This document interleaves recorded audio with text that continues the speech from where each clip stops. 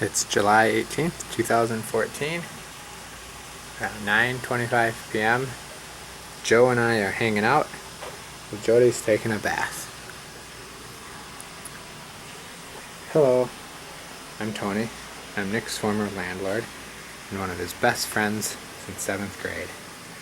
We've also been friends and volleyball teammates with Mary for the past 5 years, and I can still remember the fateful winter night 3 years ago that forever changed the course of young Mary Sobiak's life. She had just led my indoor volleyball team to another championship when, during a post-game celebrational drink, she leaned toward me and asked, "Tony, do you know any good guys you could set me up with?" I immediately thought of a very special friend of mine who's thoughtful, witty, and fun to be around.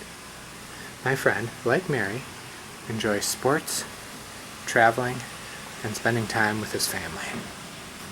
My friend,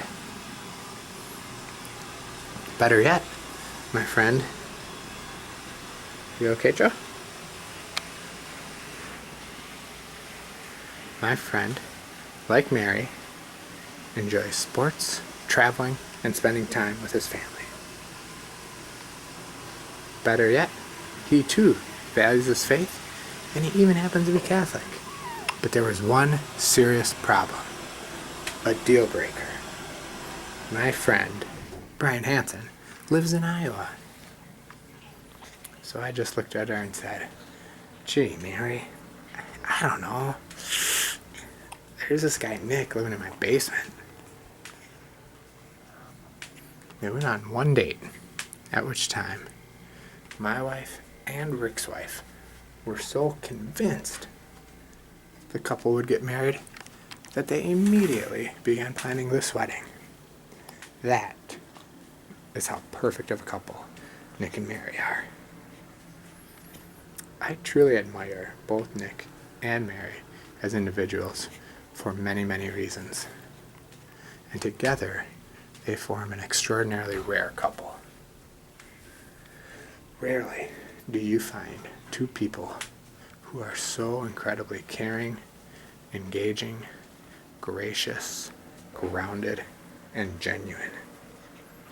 Two people who take such a sincere interest in others and who would do anything to help not only a friend, but also a stranger.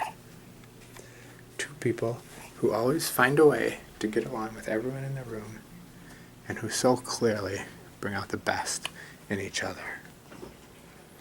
I'm sure all of you will agree that those of us here tonight are blessed by our friendship with Nick and Mary. I know I certainly am. And so, as we wish this amazing couple all the best in their years ahead, I'd like to make a toast to Nick, Mary, and my poor friend Brian, who's still single if anyone's interested.